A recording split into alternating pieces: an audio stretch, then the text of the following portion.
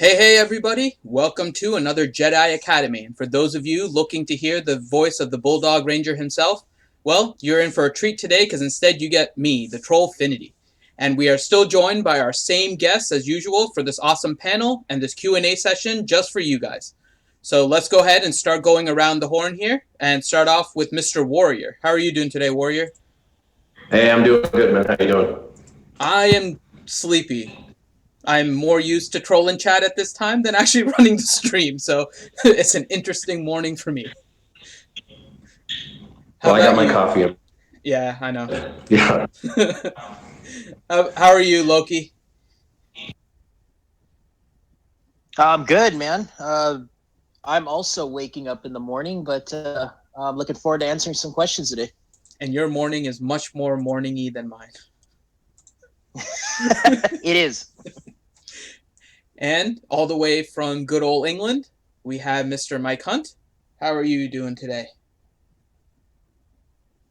Good morning. I'm good. I'm joining everyone with the coffee, so hopefully I'll be very chatty by the end of the stream. As long as it's just chatty and not all jittery. We don't need that on the stream. I'll try. Otherwise, we can bring your daughter in here. She was awesome that day when she was just talking. I'm terrified because she's getting ready and she's floating around, and I know that she's going to appear at some point. Well, the Jedi Academy could always use a new Padawan. And we have the Lady of the Sith herself, Miss Darth Bella. How are you today, Bella? Hey, hi. It's great to be here, and I'm fine. It's afternoon, late afternoon, and I got my coffee.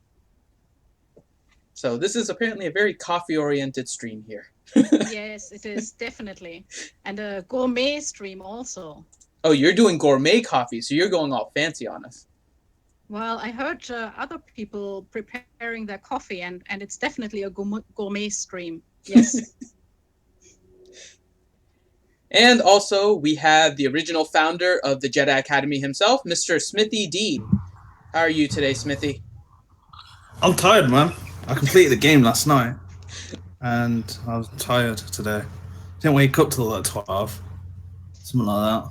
Yeah. Got up, got myself some breakfast, went to Subway with dinner for tonight, and yeah, completed the game last night. I'm pretty happy with that. Pretty drunk doing that. I don't know how I actually did it, but I got through it.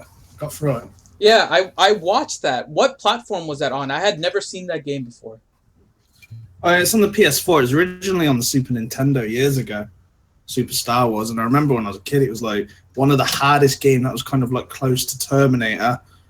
That one of the two hardest games I ever played, and the last level, man, it was insane. The trench run.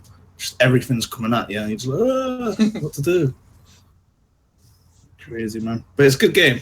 I love it. Awesome. So this week, after a long period of silence after EA Play, the devs basically just dropped a whole lot of information on us. So there is a lot going on in the community. If you guys have questions, please make sure to start dropping them in the chat. I'll be collecting them for our panel.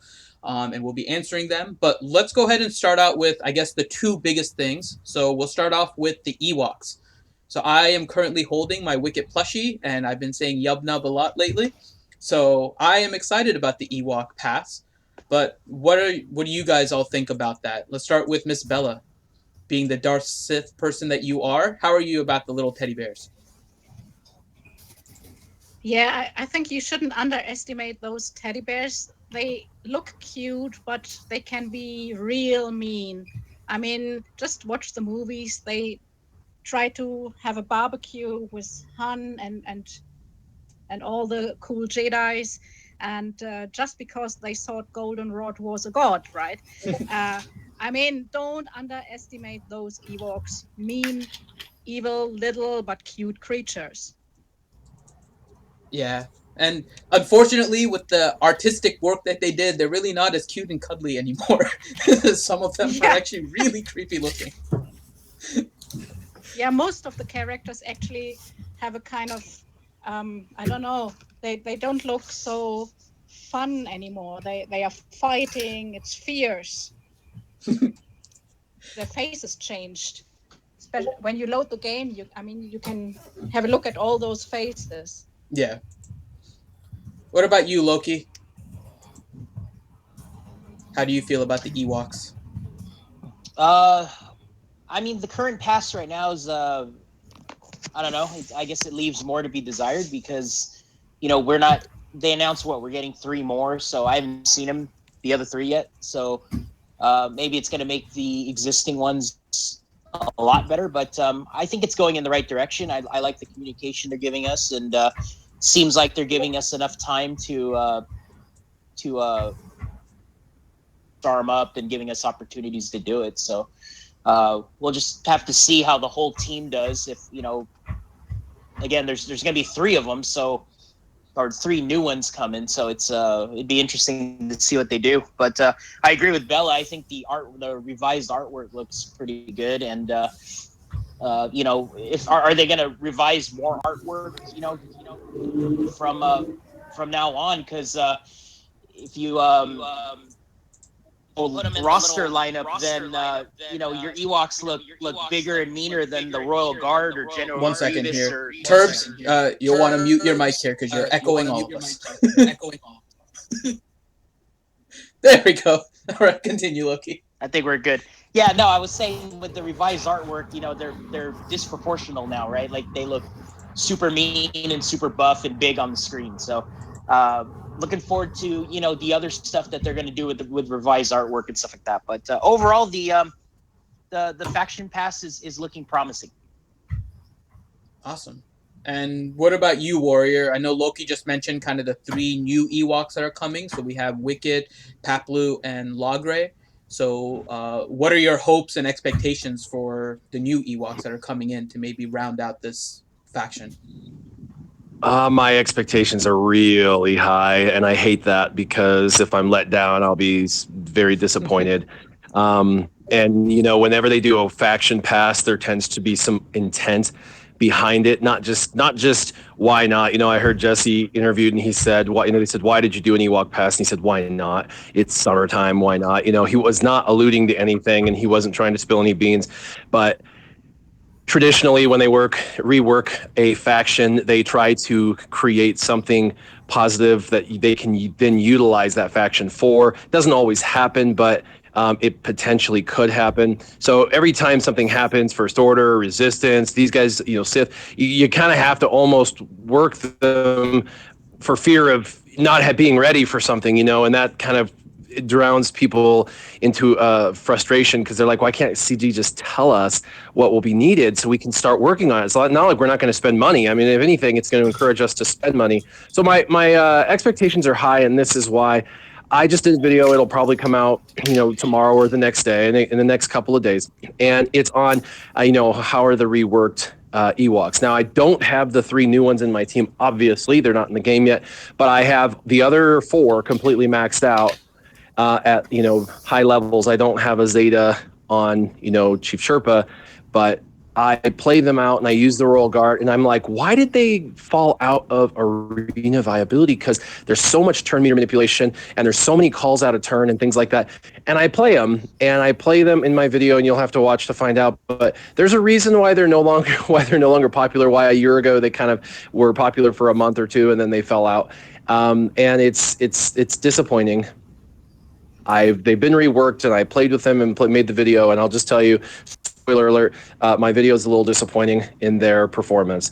And so I really have a lot of weight on those new 3 because I really believe those new 3 have to infuse a ridiculous amount of damage and assists and, turn meter and stuff to really, because that's the thing, is they're not hitting. They just, 3K on a crit, 6K on a crit. I mean, that's so 2015 in this game. You got to be able to hit for, 10K minimum on a hit, really. And if you're not doing that, you're just not viable. So I'm really putting a lot in on those little fuzzy bears and hope so. And then as far as Crazy Clown Sherpa, I think they did it right on everything but Sherpa. His face just looks a bit evil, crazy clown type. I don't know, but the rest of it looks amazing. Smoking too many death sticks, doesn't he?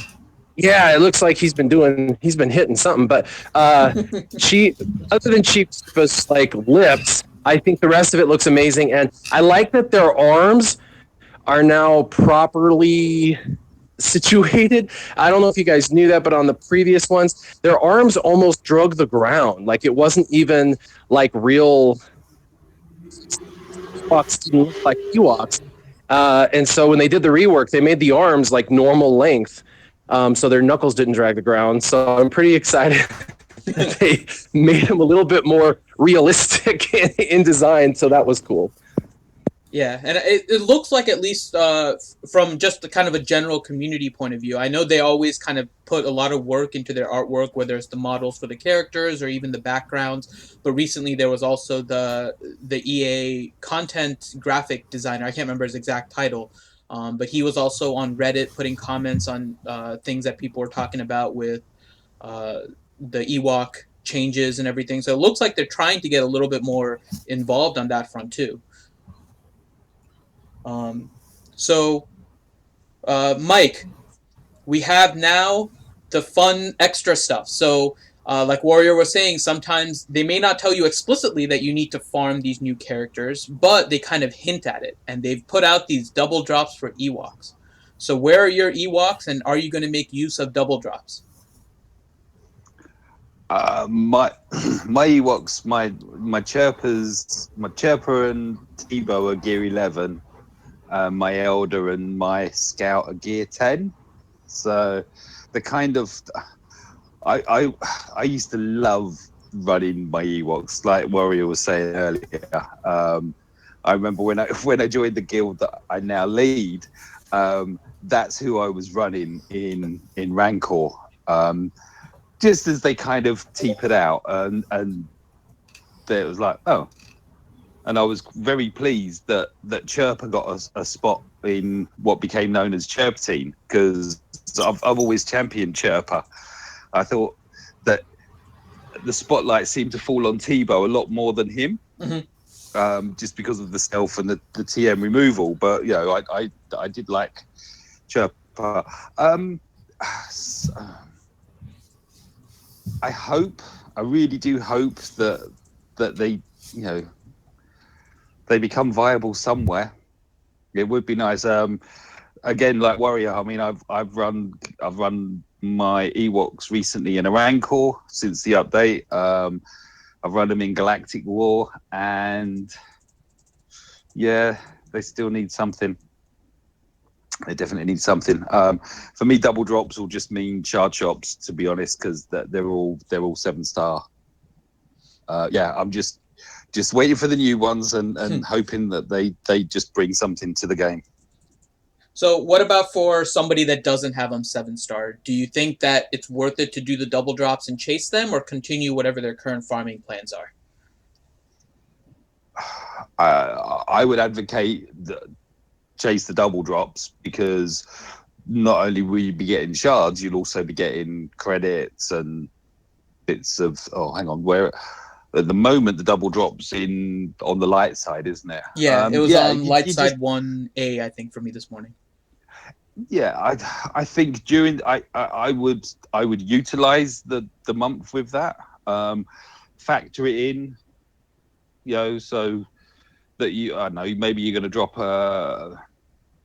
your Cantina load plus a refresh, and then continue with your game plan. You can't upset your game plan too much, because obviously you've already committed to working towards something. But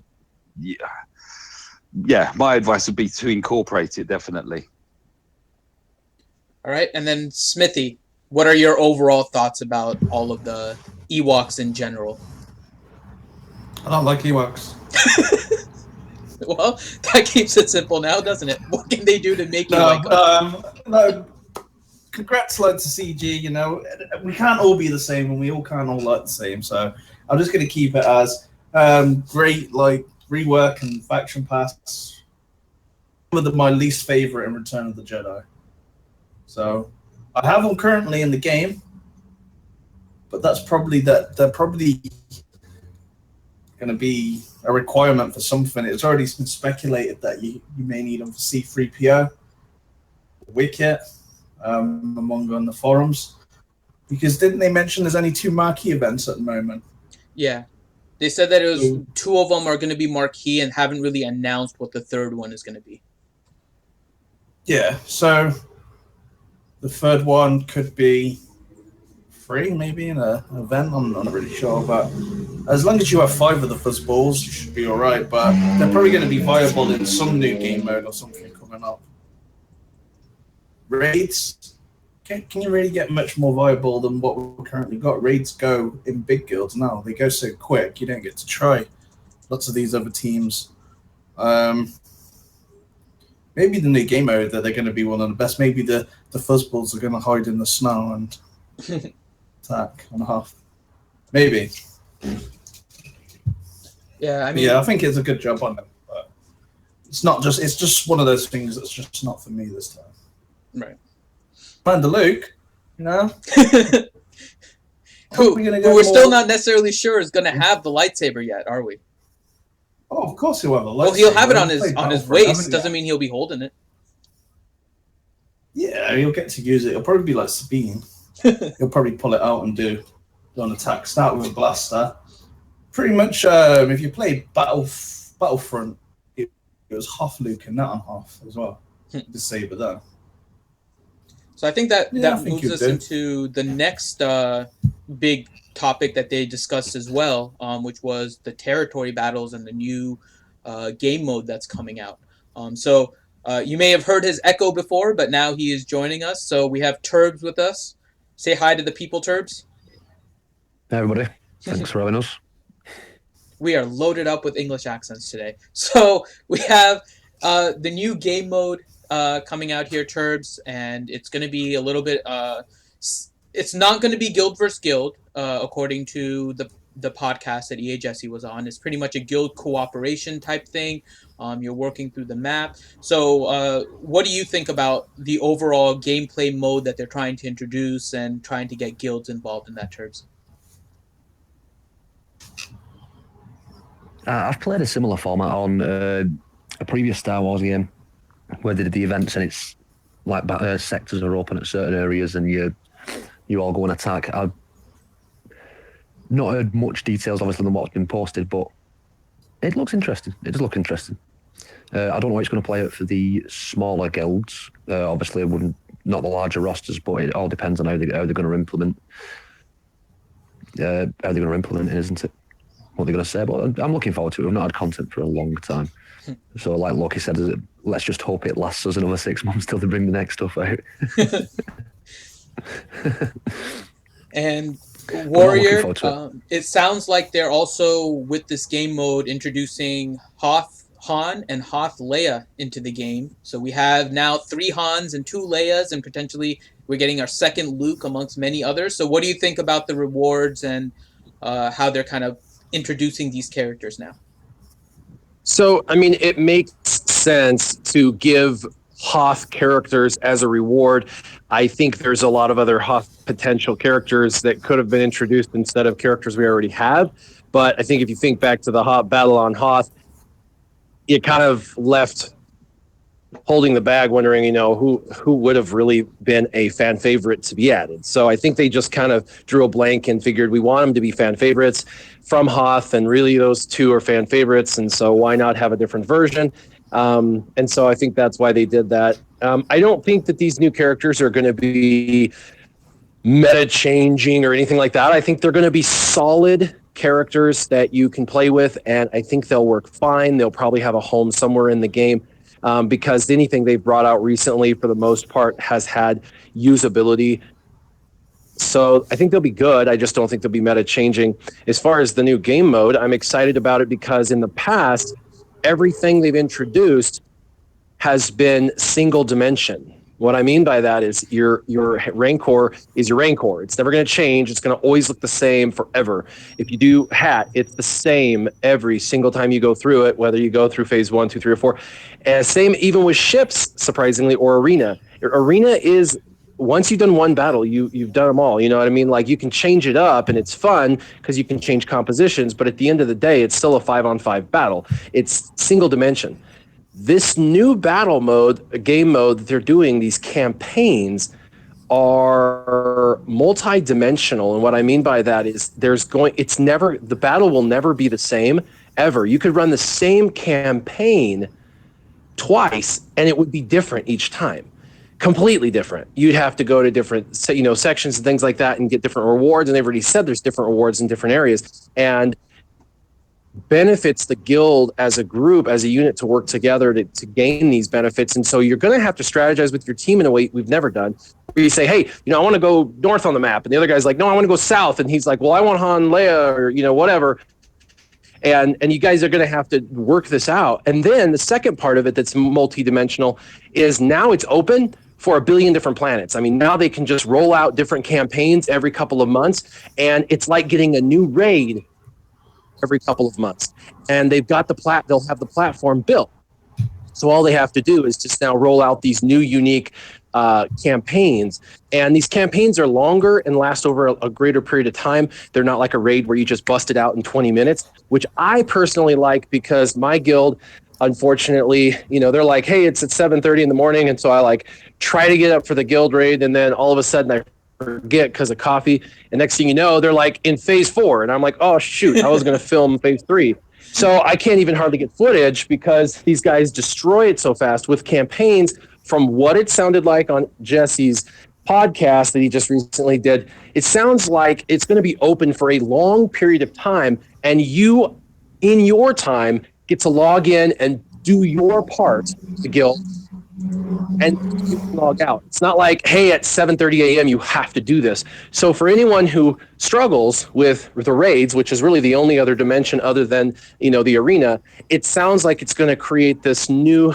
involved section of the game that's going to be fun and rewarding. So I'm excited, but the thing I'm most excited about is they announced 6 characters. But when they announced the characters, they said characters incoming: Hoth Han, Hoth Leia, and more. They were deferring to characters. Mm-hmm. They said characters coming in, blah, blah, and blah. 2 of them they announced. The third one they said and more. What's the and more? It's something. It's a character from the way that they wrote it. So that means there's a 7th unknown character potential coming into the game.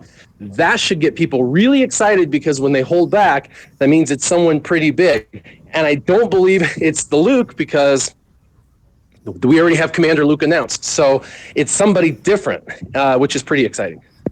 Maybe it'll be C-3PO with all the Ewok pass that's going on right now. Hot Chewie. An actually usable Chewie? Oh my god. That's a pie in the sky dream right there, Mike. Maybe it'd be the abominable snowman that tries to eat Luke. I think that would be the most cruel thing they could do. You complete your territory battle, you unlock your Commander Luke, and then all of a sudden you face the white monster and he steals it from your collection. Yeah. All right, so we went through kind of the major things, so let's just go around really quick. Just a quick statement on the latest developments over this past week. What are your quick thoughts on it? And then we'll jump into the questions. So I'll start off here. I think the best part was that the devs actually communicated a lot. They gave a lot of information. My only hope is that they continue this kind of moving forward. It doesn't have to be in mass volume like it was this week, but just continual communication with the community and let us know, give us something to kind of just talk about, even if it's just theory crafting, so it's not just complete silence. Smithy, what are your thoughts about this past week? About this week? Yeah. I think they did quite well. There's a lot of content. I was pretty happy with it.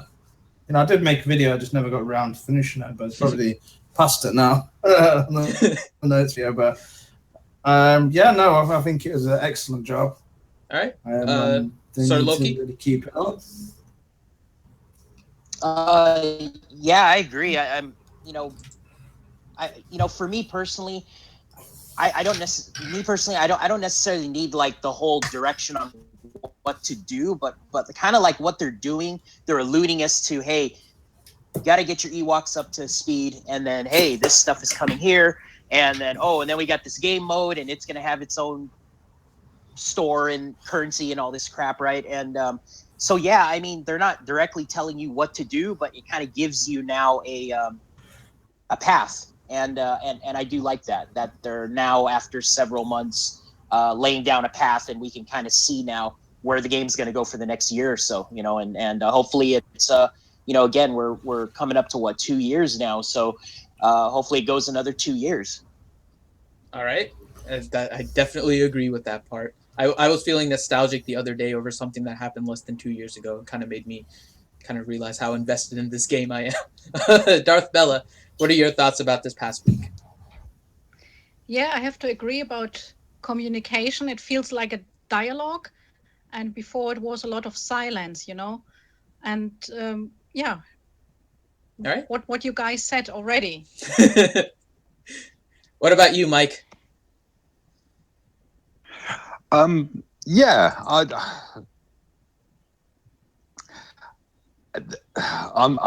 an impulsive player, so it's like, enough already of what's coming. Let's get it here.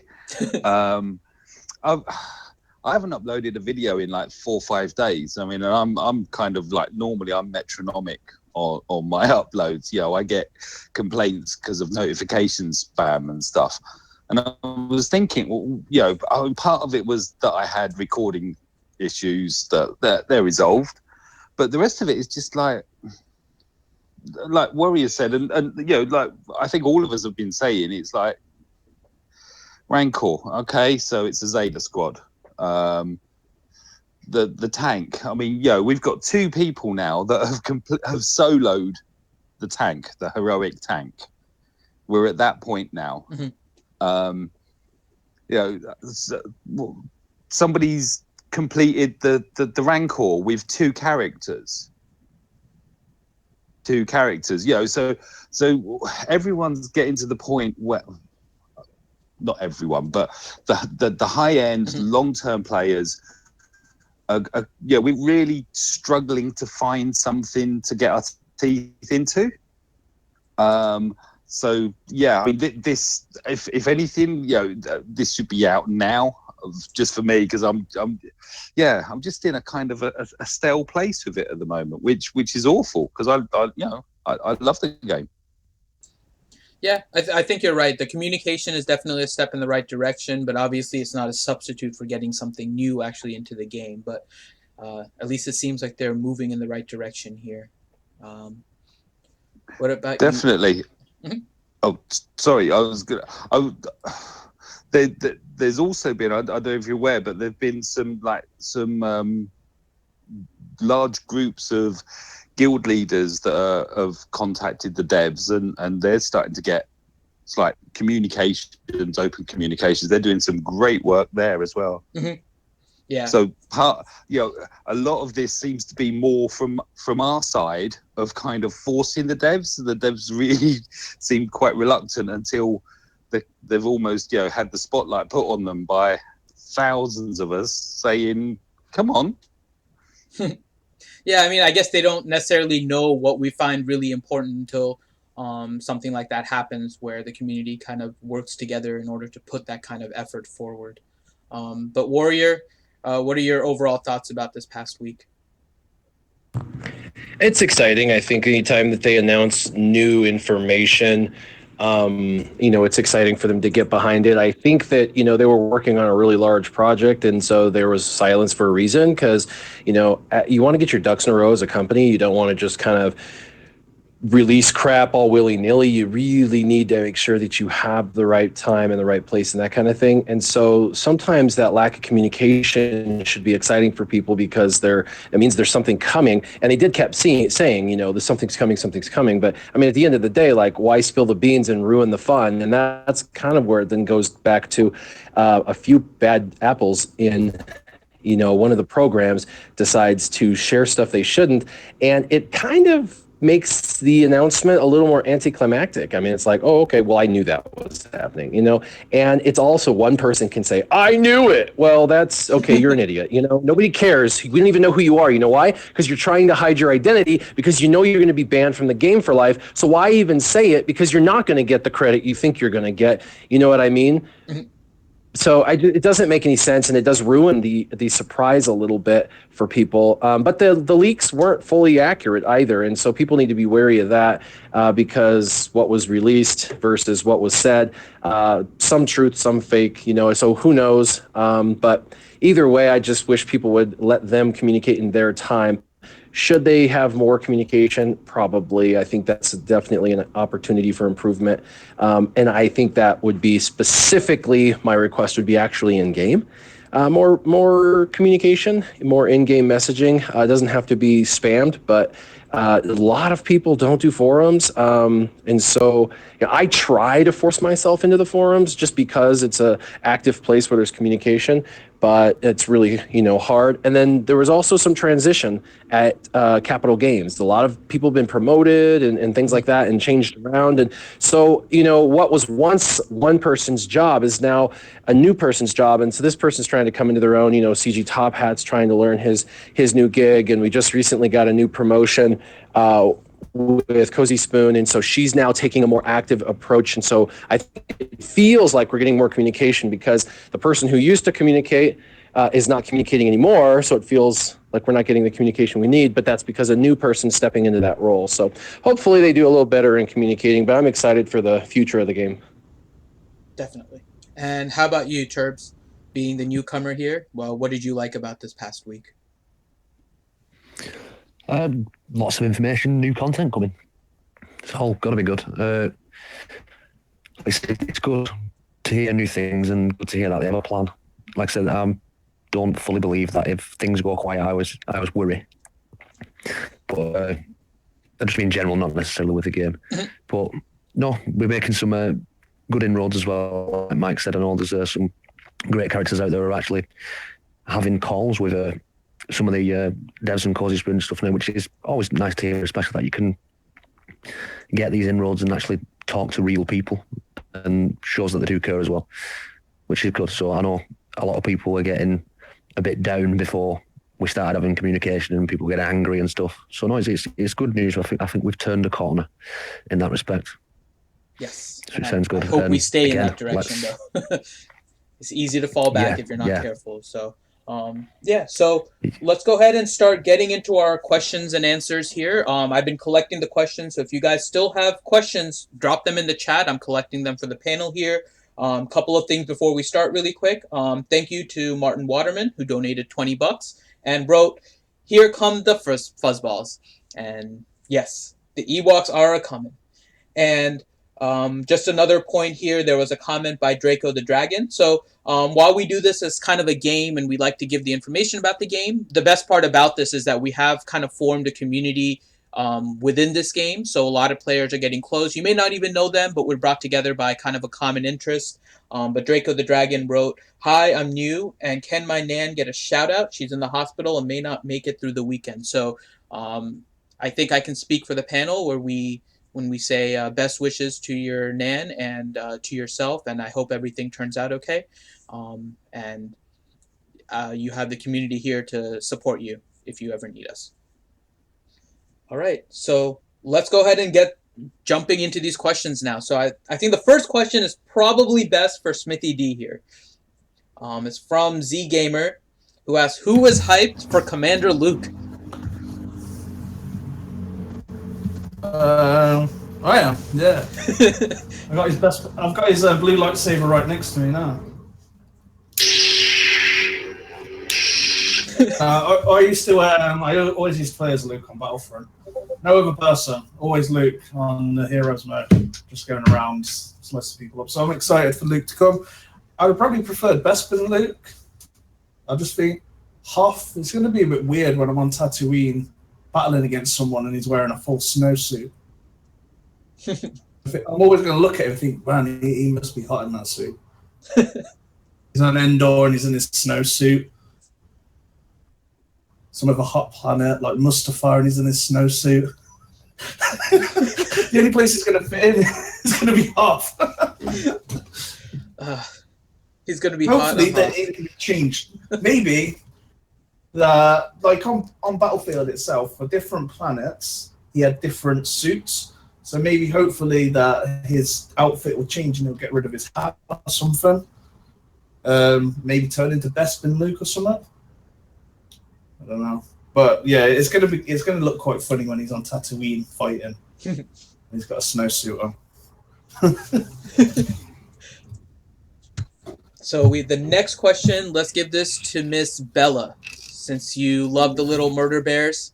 The question is from Corey Dahlmeyer, and he asks, will Ewoks have anything to do with unlocking Jedi Luke?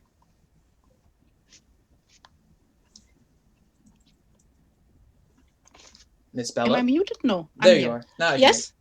I can hear you. Oh, okay, good. You, yeah, well, that's what we expect. I mean, I don't know. Maybe others know, but for me, I would say yes. It's parallel events, maybe, but no. I think you probably should, to be on the safe side. You should look well after your Ewoks. Anyone else have a thought on that in terms of Ewoks being used Okay. for Jedi Luke? No. Is that a no? I don't have any thoughts, or no? I really hope it doesn't. No, it's not going to happen. If anything, you're going to need. I would say you're going to need Ewoks to either get maybe Wicket, or you're going to need Ewoks to get the Golden Guard. I think the events that took place with Luke have nothing to do with to unlock him as a Jedi. I think that's a completely separate journey. Luke kind of influenced them. They didn't really put a part onto Luke, if that makes sense. If you actually, in Return of the Jedi, if Luke wasn't there, then Han would have probably killed all them Ewoks and rebellion when they were in traps. So I just think he has more as a character. They don't have an influence on him to what I'd say is that it would be classed to unlock. So I'd say that the Ewoks are probably going to have their own, maybe C-3PO or Wicket to unlock. You're going to need 5. I think that would be where it'd go. I think Jedi Luke is something that's going to be, a year away and stuff like that. Mm-hmm. That's what I personally feel. Year or so. I think the question is maybe not exactly for which character we need the Ewoks, but because what I heard is people being annoyed about how they have to upgrade and collect Ewoks. But these double drops, it's a hint. Mm-hmm. So we don't know exactly what they are needed for, but we should listen to that hint. And this is Warrior, I just think that, I want to believe Smithy. I want to believe that Smithy's right. And I really hope he is right, that they stay true to the storyline and that Ewoks have absolutely nothing to do with it. And I do tell people to stay the course, stay on target, because, this is a game of attrition and you've got to be highly focused. And if you get distracted with every little dog, you're going to miss out on gearing and developing the main characters that are most important to you. So, stay true to what you're farming, but it's hard not to, because have they in the past had an event where the characters you needed to unlock the other character made no sense whatsoever? Yes. Yeah. The answer is yes. Unfortunately, that's happened. And so, and then they actually stay true to the story in Phoenix Squad, where they actually say you got to have Phoenix for Thrawn because that makes sense. And then everybody flipped the biscuit. So, who knows if maybe they'll go, screw it, we'll just use the newly reworked faction to get them or something. And I hope not. What I'm hoping, and this is my best guess, I don't know anything because everything's been shut down communication-wise between the devs and us because of the leaks, which is super awesome. I'm being sarcastic.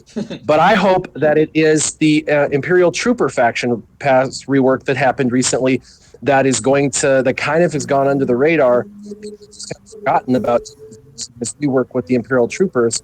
And I hope because General Veers is on Hoth and stuff, I hope that they are the ones that you need to get Commander Luke, because I have worked those individuals up, and that would make more storyline sense to me. What do you guys think? No. I haven't got them. It would be. I guess it would fit in continuity, especially with Veers, because Hoth Veers, Luke Hoth. Drop it like it's Hoth. I honestly think though that the Luke thing's going to be a whole brand new event, like they said. It's not going to be a legendary event. It's going to be something that's bigger. So you probably need X, Y, and Z character. Maybe Luke's journey. Maybe you have to have Old Ben. Maybe Chewbacca. Then they changed into Rebel Chewbacca. But luckily for me, I've got all those characters. Just ain't got those Imperial troopers. Loki here real quick. I just want to throw 2 comments out. So going back to the first question about Commander Luke, I'm probably the only one that wants him in his snowspeeder outfit with the Hoth boots as opposed to the Wampa prisoner Hoth layout like the Hoth Rebel soldier or the scout. I think that would be cool because he also had a lightsaber, went up on the walker and cut the walker up, right? So I'm hoping for that style of Luke, but I'm sure it's not going to come. It's going to be the traditional Hoth gear because of the other 2 Hoth characters. And then second on the Ewok pass. So I have a feeling that you're probably going to need the Ewoks, kind of like the Flash event. You know how you needed Luke with the Jawas. I think you're going to need the Ewoks and maybe some other character. I don't know if it's Luke again or whatever. And then you're going to possibly go for one of the new character shards or something. Kind of like what Warrior said, there's more characters coming. So who knows? But those 2 things come to my head when I think if you're going to need the whole Ewok, I think it's going to be some kind of a Flash event or something. All right. So, Warrior, are you ready? I have back-to-back questions for you here. Go for it. All right. So the first question is from Enrique, who is asking, what music does Warrior use in his videos? So there's actually a bunch of different music that I use, but there is a channel called NCS. It's no copyright sounds, and it's on YouTube. And I put that in every description of every video, NCS. And if you go to NCS, you can find thousands of really cool songs that you can use in your videos. You really have to filter through them because there's a ton, and you got to figure out which ones you like and don't like. I found a few, about 8 that I'm pretty fond of and I like to put in my videos. And so those are the ones I use. But NCS is the greatest things since sliced bread to me and my game music. All right. And then the next question is, who is better in a Wigs Chase team for the 5th spot? Is it Darth Nihilus or Boba Fett? I have to say Darth Nihilus. I mean, Boba Fett doesn't have a guaranteed kill. It's a more than likely going to happen if the team's buffed, but if the team's not buffed or debuffed, you don't have enough of those boxes. It may not kill him with that strike. So with Darth Nihilus, it's not an option. You're going down and you're not reviving. And so Darth Nihilus, plus Darth Nihilus has his dispel on basic and turn cooldown increases, and there's so much viability with him. There's a reason why 75% of all the players who have Darth Nihilus use Darth Nihilus in Arena. All right. Next question, we'll shoot it over to Turbs here. So Turbs, can you help identify the moment when someone so from the last Warrior question was from Bob. This question is from Jeffrey K. So can you help identify the moment when I should focus more on farming shard shop currency over farming less effective characters like Greedo, Bodhi, or Stormtrooper? A lot of the time it depends if you need what's in the shard shop, doesn't it? Sorry, there's a nice group in the background. Depends if you need the ghost ships like what are in the store now. Then obviously that's when you start to need some shard shops currency. Obviously the higher end players who've got most of the characters anyway, they're getting a continual stream of shard shop currency. But back when Nihilus was in the shard shop, then that'd be a time when I'd say, yeah, start farming your shards to get shard shop currency because it's a character that you should have. That's the best time, basically. So I'll throw this ships at the minute. Then Would you advise it for Ahsoka? Would I advise it for Ahsoka? Mhm. I would, yeah. You said that because you know I love Ahsoka. You bugger. I would advise it for Ahsoka, yeah. Make sure you've got a Zeta waiting for her as well, though. So I was going to But yeah, mention. So we have Fulcrum Ahsoka. We also have potentially coming at some point the other Millennium Falcon, Cassian's U-wing, Kylo's ship, all potentially coming to Shard Shop as they seem to have kind of moved away from the cadence on those ones. They could also go into the new area, couldn't they, for the Yeah. territory battles?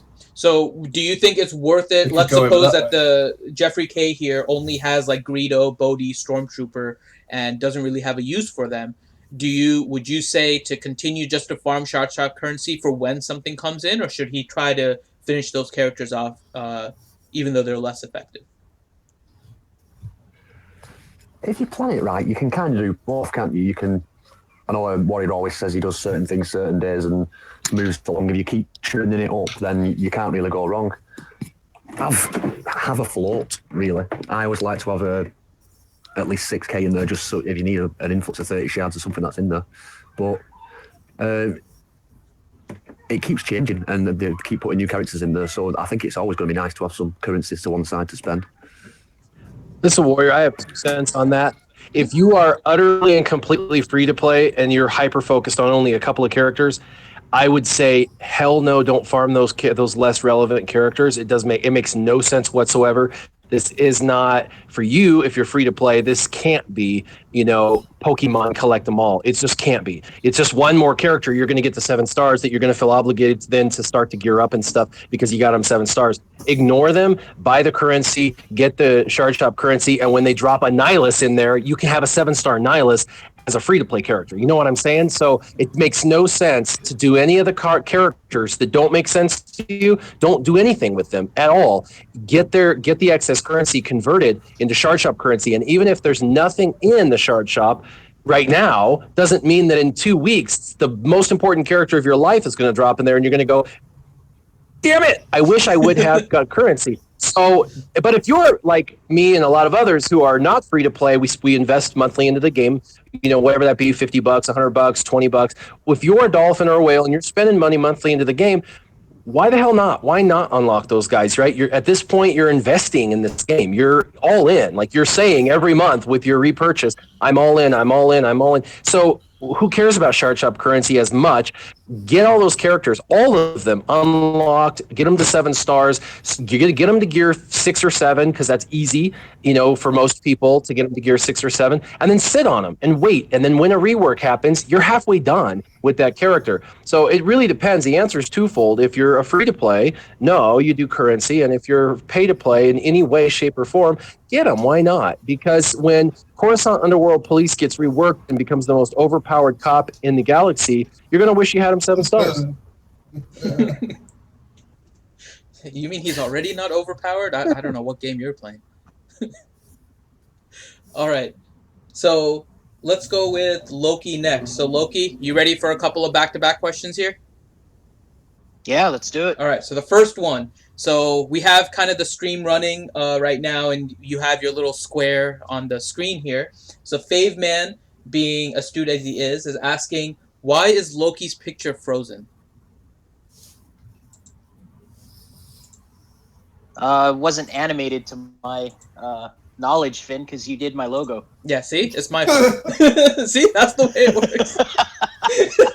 And thank you, by the way. I can't thank you enough for that. But yeah, I don't have an animated logo, so yeah. At least I don't think I do. It's animated, but it's very subtle. So if you look at like kind of the base of it, it's raining in the background, and there's like water ripples coming down at the bottom. It's a very subtle animation compared to the others. I'll try to make yours more animated next time. No worries, man. All right, and then for the next question is from Atomic Robot. So he asks, will we definitely need 5 Ewoks at 7-star for an event, or is this just a faction pass and buff? At the moment, it all seems like speculation and possibly another cash grab for EA. That's a good question. I mean, again, they just announced 3 are coming, right? So there's going to be 7 now. And is it redundant to farm Ewok Scout when you probably got another attacker coming that's probably going to do more damage than him? I don't know. It's hard to say, because if they do any events where they put restrictions, I mean, look at Phoenix, right? So the last tier, you couldn't use your own chopper, right? There was an event chopper. So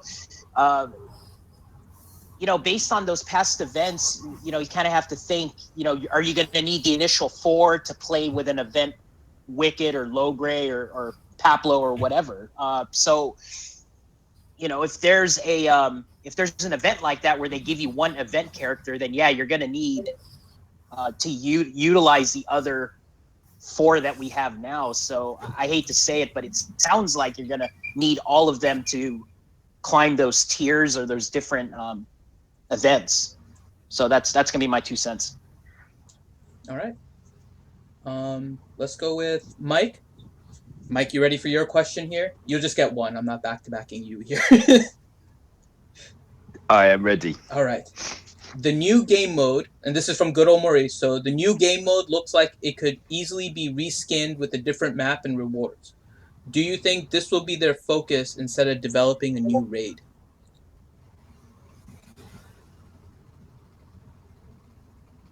Oh, good question. Mixed feelings on that. I'm greedy. I want both. I want a new raid. I want a new raid because unless that's how they're going to roll out character, I mean, yeah, I suppose that could work. That you was it? There's 14 different zones. I suppose any guilds that successfully complete all of them get shards, unlock a character. Yeah, I mean, I suppose it'd be a good way of delivering like a good semi-OP character on like a monthly basis or whatever the time period's going to be for them. As a definite maybe, isn't it, from me? Yeah, I'd like to see both. I'd like the continuation of the raids. I mean, we've had one a year. Continuation for that. I'm liking the prospect of the new event, the new game mode, just to actually utilize our rosters, because we've all got characters that we just don't use. Mm-hmm. And want to, but for whatever reason they're just not viable in that area. Yeah. All right. Bella, the next question is for you. So we're discussing territory battles here. It's going to be on Hop. Enrique wants to know, will we fight the white monster in these territory battles? I have no knowledge what we actually will fight. I think I heard somewhere that we have these 80 walkers and so on. So I'm not sure if we will see the monster, but that would be cool too. It's also very funny that we have Hoth in the summer. For me, that's a winter planet, and it's a bit you're on a freezing cold planet, and it's rather hot out here. I would have expected them to choose like a summer planet, but of course I'm north on Hemisphere, so it's summer here. Yeah, and I think a nice summary planet, I think you showed on one of your weather reports on your channel, right? Yes. I need to do one about Hoth. It's actually great. I mean, to have a winter snow in the summer. Maybe you feel more cold then. I don't know about the monster. I mean, we've all seen those leaked pictures, and we know there's different fields where you battle, and we expect, of course, that you will have different opponents. But will that be other factions or something like a monster or 8080s? I have no knowledge of that just now, and we have to be patient. Yeah, and there's still a lot of unknowns with those territory battles. So if we do fight the white monster, I think that would be kind of cool. All right. Turbs. So the question is from Faveman, and he's asking General Kenobi or R2D2. Which one would you gear up first as an overall character for your collection? If you've got him, General Kenobi, all day long. General Kenobi. Both very good characters, both very versatile, and you can use them both to great effect. They go in any squad. But got to be Kenobi first. He'd take the priority for me, just because he's a tank and he can be the solo tank in pretty much any squad. He goes anywhere. He goes anywhere. Hey Tubbs, I've got a question for you. If it was, which one would you say to do first out of R2D2, General Kenobi, and the new Ahsoka Tano? It's still the Kenobi. I knew that was coming as soon as you started asking me the question. You have to have Kenobi for defender. Yeah. You could have Baszler, couldn't you? Yeah. All right, so Smithy, continuing with kind of the territory battle questions, we're getting a lot of questions about those. So Lucas T wants to know, for territory battles, do you think it would be better to unlock tunes or star up tunes that you already have unlocked? No. The whole power level, how it works, is based on your gear level. So I believe what's going to happen, and this is from experience of other games like Assassin's Creed and stuff like that, and games I've played, when you've got units power levels or anything like Command and Conquer, pretty much that how the characters have been changed now is every piece of gear, every piece of credits you put into it, Omegas. If you have a look at your characters, all your top characters are pretty much the Zeta characters. You know, in your collection with the collection score. Like on mine, I've got like R2D2 that's got the double Zeta. I've got Finn was right up there. And they have that power level because it's about all the stuff that's gone into them. The more resources that have gone to them gives them a power level. So when you're fighting against any other units, I guess, in any of this new game mode, because it does say that you can send off your squads and send all your resources off. And I think the power levels is where it's going to be pretty much like 2+2 versus 4+4. You know, and it's going to be the higher power level. It's going to take into consideration to when it's versus other units, and I think that's how it's going to be playing out in the new kind of like game mode. So I think character without gearing on, it's probably not going to do you any use unless you're against somebody that's got the same idea as yourself. But if you're going to go against someone that's got a power level of 20k, and your character's only got a 5k power level, and even though it could be just a random generated of who wins a battle, which I've seen in other games and stuff, your 5k is going to do diddly squat against a 20k kind of power level. So I would probably say that if you're going to do it, see how it's like first, see what the requirements are, what you can do with your current characters, because you may just have to gear them on Zeta characters that you've never Zetaed before. And I think that's the entire plan of that game mode, is that everybody then goes and unlocks everything Night Sisters, because you're able to use them. They're classing, even though they could be rubbish in other game modes, they're going to be classed as a number. And if you can get 19k out of a character, that's going to make that character dominant in a game mode where it's numbers versus numbers. That would be my interpretation of it. Yeah, and I think that's fair. I think the only thing we would need to be cautious about, and that's because the quote-unquote rumor that's kind of flying there's certain characters that maybe if you don't have unlocked that you may want to unlock now, like Hoth Rebel Scout and Hoth Rebel Soldier, since we know it's a battle on Hoth. May be worthwhile to start working on specific characters like that, but just overall, I wouldn't. I'm with you, Smithy. I wouldn't just unlock every character just because of this new game mode.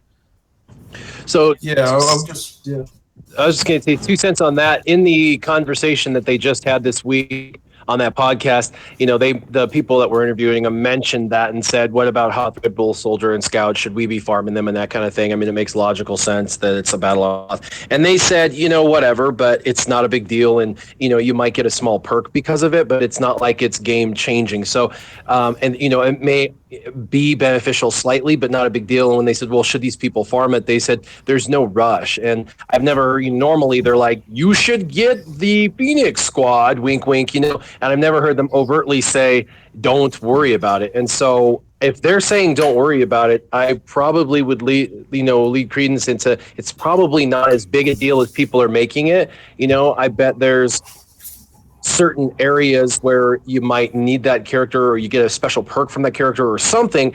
And in this situation, if you don't have them, you lose a tiny little edge, but it's not the end of the world. It's kind of like someone who has a zeta versus someone who doesn't. That zeta helps, but it's not the end of the world if you don't have it. You're just a little bit less effective. So I don't know. They seem to be not as concerned about that, and they did address it. So I think that's something to consider. Again, don't chase every little bird that gets flown around your face. Yeah. Next, we'll go to Loki. So Loki, you got a couple another back-to-back for you if you're ready for them. So Yeah, go for it. the first one is around your lightsabers. So I think everyone here knows you and your awesome lightsabers, and I have one I've currently kept out of arm's reach because otherwise I'd be kind of swinging that around and making noises on the stream. So the question for you is from Bad Rongo, and he asked, where do I find a Revan lightsaber? He checked the links on your videos and can't seem to find one. So there is one company. It's if you look it up, it's called Saberforge. Look them up. They have a hilt called the Fallen, and that's probably the closest thing you're going to get to Revan right now. So if you're really jonesing for it, get it, because it's a really good design. You can buy it empty and then do a DIY install, or you can buy it like all finished from them. So I would recommend that one. All right. And then the next question is from Jeffrey K. And he asks, in territory battles and using your entire roster, I'm really worried about mods. If you fight with all your tunes and I really don't want to spend my entire day modding, will we get help for this? That's a really good question. That was something I talked to my guildmates about. Is everybody's speculating you got to pre-mod your guys before.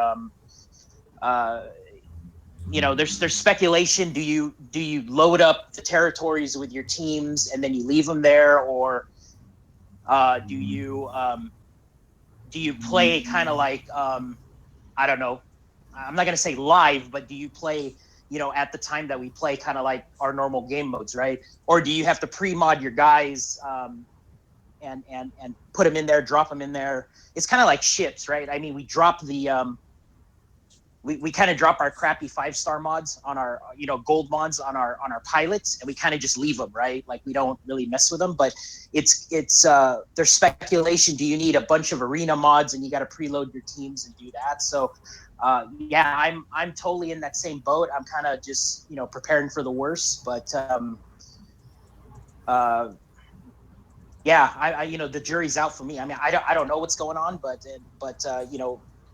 I'm hoping it's going to be like ships, where you kind of just kind of going back to Smithy's comments about overall character power and all that. Hopefully you just need to put another set of just regular gold 5-star mods, and you just you kind of leave them in those territories. So that's kind of what that's hoping. I'm hoping that's what's going to happen. Yeah, and I would definitely agree with that. The mods definitely a big concern, and I'm really glad SWGOH.gg. I know a lot of people were looking at that, and after the change, it wasn't working. So for those of you that were looking, SWGOH.gg is working again, so you can check out your mods and stuff on that site again. Let's go with Mike here. So Mike, the question to you is from Enrique, and he asks, does Deathmark work on raid bosses? And then if not, how does it work? Yes, it does, but it's greatly reduced. It doesn't have the same impact. It's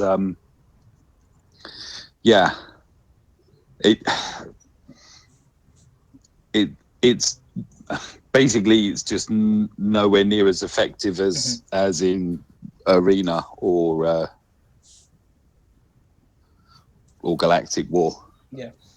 It's all the raid bosses have so much that nullifies. I mean, my pet peeve's always been about Rex, and the fact that he's used the turn meter, but as soon as you use his special, it just doesn't do anywhere near the damage that it does anywhere else.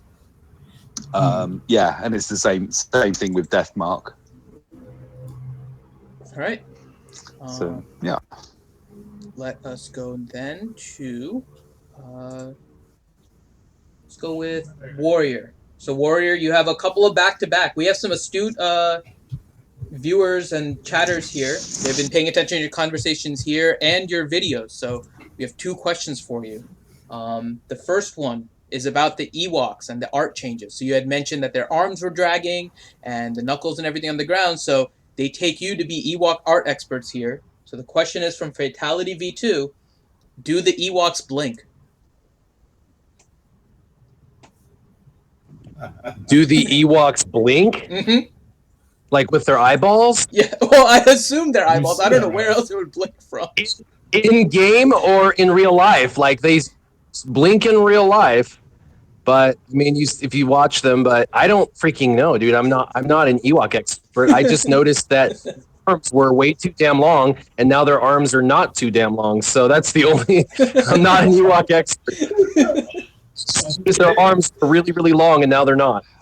I'd say yes, except for Chirper, and that's why he's got that face. Yeah, exactly. All right. Let's move to the next question. So the next question is from Bad Rongo. So he asks you, why do you recommend Scimitar in a starting lineup? And why suggest using his special on Biggs? With Biggs taunting, isn't that redundant? Why not bring Scimitar in off the bench and use him as a non-taunting tank like Fives, or use on Boba to spread target lock? He's going off of previous videos, but I've released 2 videos in the last week where I actually have him on the bench. So he's asking a question about why I wouldn't do something that I've already shown videos on that I do. So I think you should watch all my videos, and you'll see lots of different compositions. I like to show lots of different things to showcase different opportunities. With Scimitar in your initial lineup with Akbar and Biggs, you're guaranteed to, if you have a target lock character like TIE Fighter Pilot, to get Biggs to taunt almost instantaneously, and he'll protect the whole team. So you're not going to lose your Scimitar right off the bat.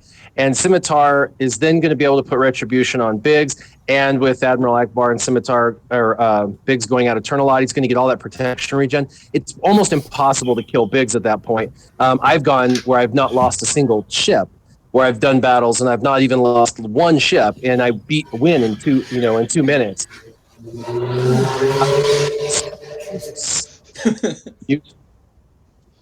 Awesome. I think with ships, I realized that people often ask for advice in ship roasters, and I think you can't just say there, as you said, Warrior, there's not one lineup. You have to play a bit with your ships, and when you have upgraded ships, of course, when they are not upgraded, you need to sort them. But when you're all upgraded, you can have Scimitar in main lineup, you can have him in reinforcement, and you can put Retribution on different ships and different battles then. Also, yeah, and I mean, go ahead. Sorry, it also depends on your opponent's lineup. Yep, it absolutely does. And so, I mean, I'm a Admiral Akbar fan. I mean, that's just my ship. I love that ship. And so a lot of times I'll put him in my initial lineup with that particular setup. So that way I can kind of guarantee I don't lose a single ship on offense, and it goes really quick. But I mean, I've tried other comps, and I've got 2 videos out this week where I actually have Scimitar in the backup. He's the first in the back lineup, and he comes in and he normally replaces Biggs once Biggs gets smoked, because Scimitar wasn't in the initial lineup to keep Biggs survived. So what happens is he comes in and replaces Biggs and puts that Retribution on Fives, and that's fine. Fives is a great ship to have Retribution on, and that's what this user suggested that we do. So yeah, I do lots of different team compositions and ships. I'm doing more videos recently on ships. In the last week, I've done 2 alone, and I'm going to be doing more. I try to do 1 a week ships at minimum. All right. So next question will go to Turbs, who is deemed today to be our resident shard shop expert. So Turbs, the question is from Jeffrey K. and he asked, should we buy Vader's TIE ship from the Shard Shop whenever it shows up? So I'm the Shard Shot expert now, am I? I've got Vader's ship. I got it from the tournaments, fortunately, but it's a great ship. Yeah, get it. It's the same again though. It's balancing. Do you need zetas as well? I've got quite a lot of zetas saved up, so I'm actually farming the ships now using the currency from the ship shop. But yeah, I'd suggest to getting Vader's ship because it's very, very good. It's unavoidable damage, which is very good against the TIE fighter, which can be very annoying sometimes, especially if you're fighting Tarkin, giving dodges and all that turn meter. Because if they get ahead of you, then when that TIE, you're just dead now since they fix it. But yeah, very handy ship. Very handy ship. I'd suggest get it, but whether you need to put all your eggs in one basket, it's the same again. Just judge where you're at and what you need. But it's definitely worth getting.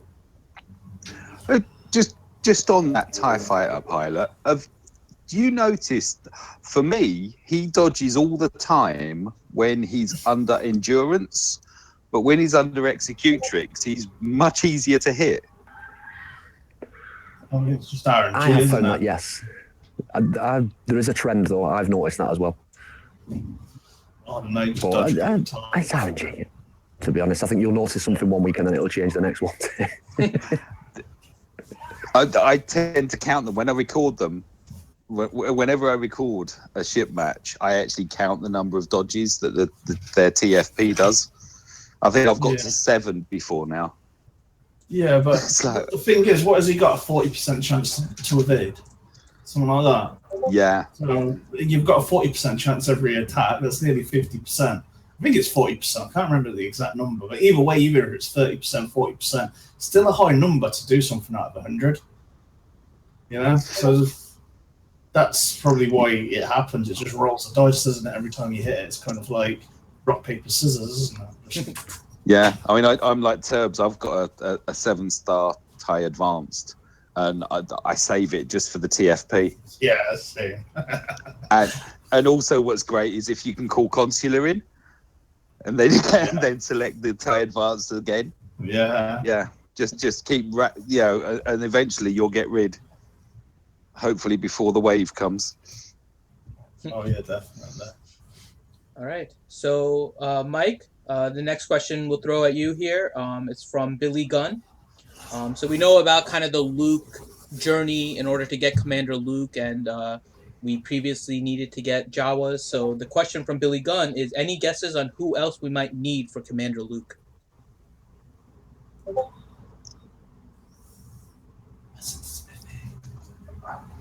Dead silence. So I've got into thinking mode. And I'm thinking when I'm that quiet.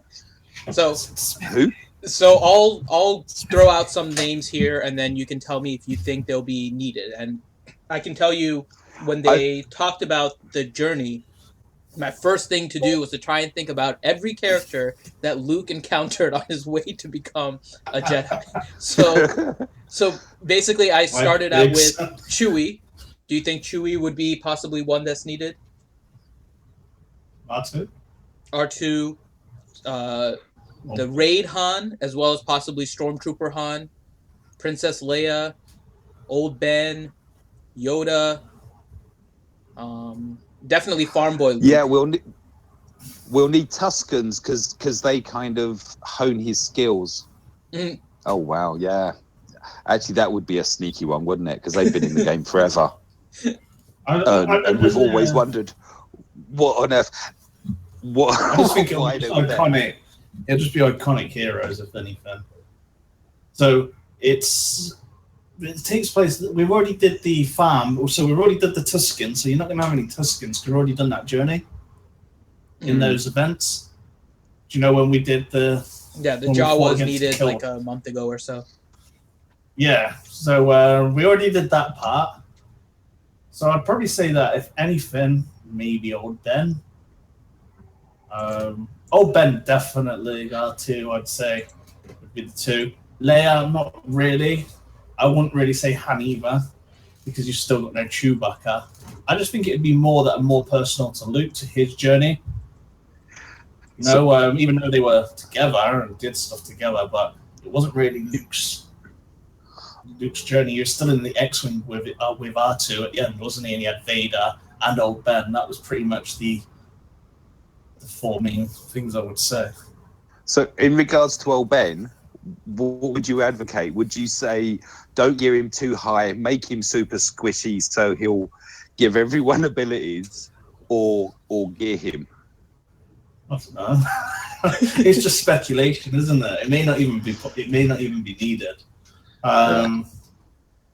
But yeah, I think it's probably going to be characters on Luke's journey, because they've already hinted Luke's journey. So if you haven't got everybody that's in Luke's journey, then I don't know what to really suggest.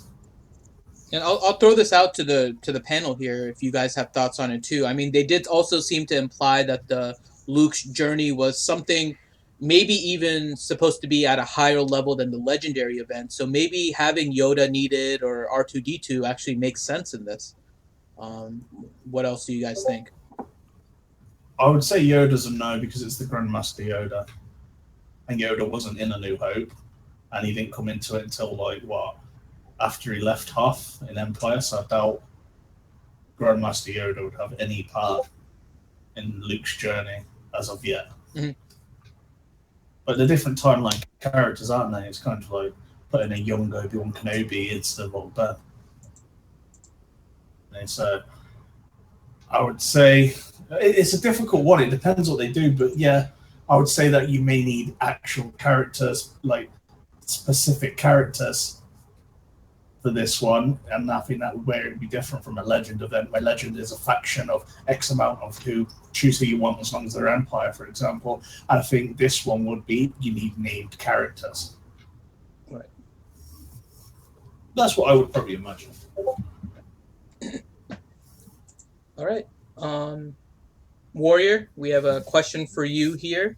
You had mentioned earlier with after the beta leak, how they've kind of stopped kind of communication. So we have a question from Kitch, if you can answer, who wants to know, how much interaction did you have with the devs prior to the leak? Well, beta and the Game Changers are two totally and separate different programs.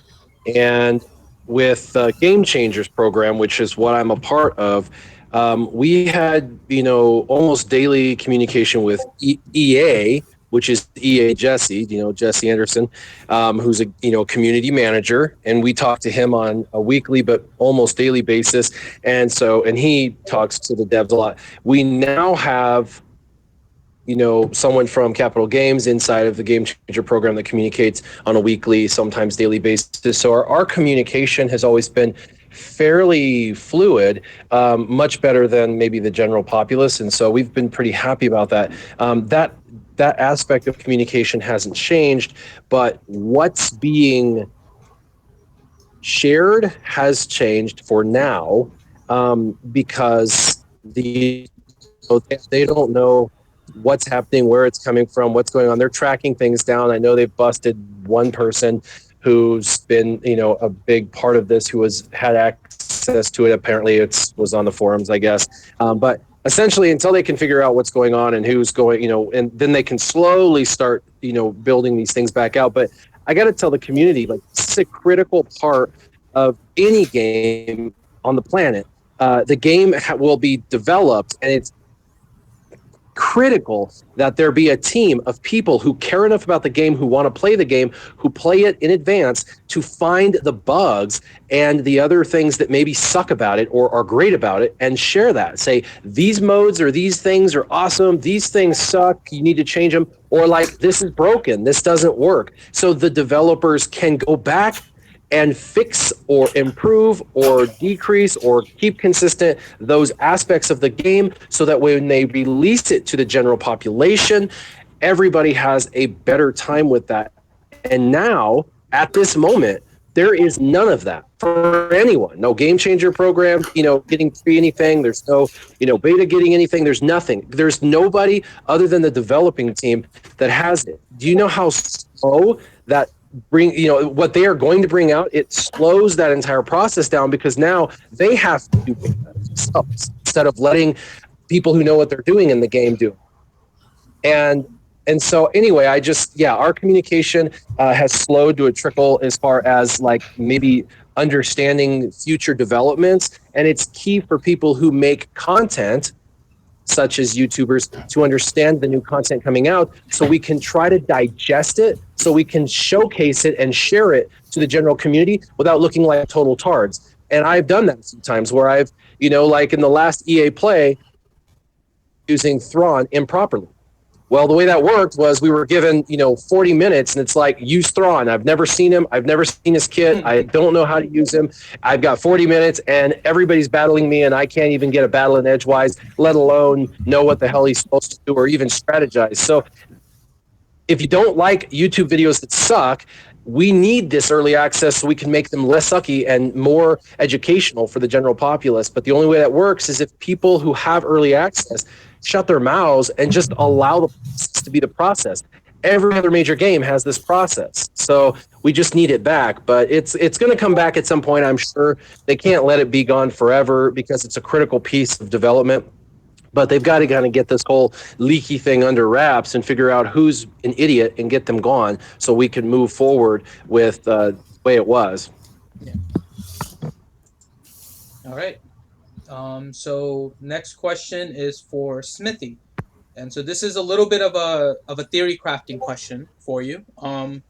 Okay. They've started all these new game modes and everything. So this question is from Bradzo, who asks, what do you think about pod racing? Adding pod races to the game, but in a different way, where you can bet on different pods, waging crystals, gear, credits, and maybe you can only do it like once a week, something like that. So what do you think about a pod racing aspect to the game? Okay, so as we're on the theory crafting, I'll dive in deep into it. Pod racing, I don't think it'll ever happen. It could. It's hard to see it happening. There will never be gambling, so they'll never be able to gamble with gear or credits because the game is a free plus, so it's made for children. So they won't be able to add any gambling for crystals, I don't think, like wagering, because that then is just bad. I think they just won't do it because it'll look really bad, and I think there's just certain things that game companies can do, and there's just other things that they can't. And I don't think it's really like EA style to do a kind of like gambling kind of thing with gear or crystals or credits or wager against other players, because I know that with other stuff I've played previously of EA products like FIFA and stuff, there's never been something you could do on there, and that's their biggest grossing game with their Ultimate Team. Other than that, I think it could be fun. We could have little Larry, Lisa won the pod racing.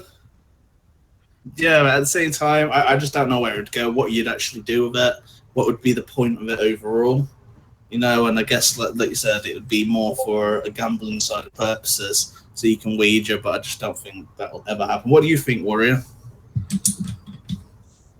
I don't know. I think they love the gambling aspect. I just don't think they love the perception of the gambling aspect. That's the whole point of the randomized, drops. The randomized drops. That's exactly what that is gambling. You're putting out your credits or your energy and stuff, and hoping for a pull, and then you get that dopamine when you get like 5 out of 8, and then if you get 0 out of 8, you have that crash and you regret playing. You know what I mean? So I think they enjoy that aspect of it because of the psychological, physiological component. Don't think they like the perception of that, so I don't think that would ever be introduced. All right. So next question here is for Loki, and this question is from Atomic Robot, and he asks, I run a Rex lead with Chase, Darth Nihilus, and R2-D2 with 2 Zetas. I take first every day, but I want to make a slight change to the squad. I'd like to run Zeta Barris. I don't have General Kenobi, but have all the other characters unlocked. Who should I sub her in for? Should it be Darth Nihilus?